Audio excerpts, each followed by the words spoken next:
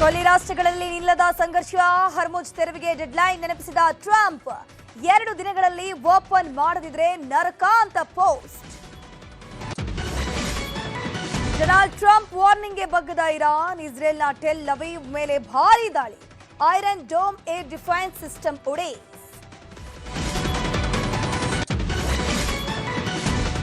ಯುದ್ಧದ ಮಧ್ಯೆಯೇ ಭಾರತದತ್ತ ಬರ್ತಾ ಇದೆ ತೈಲ ಹಡಗು. ಹರ್ಮುಜ್ ಜಲಸಂಧಿ ದಾಟಿವೆ ಗ್ರೀನ್ ಸಾನ್ವಿ.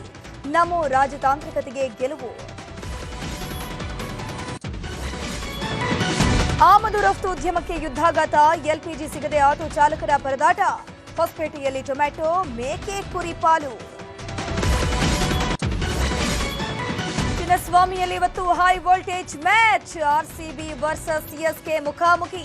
ತವರಿನಲ್ಲಿ ಮತ್ತೊಂದು ಜಯ ದಾಖಲಿಸುತ್ತಾ ಬೆಂಗಳೂರು.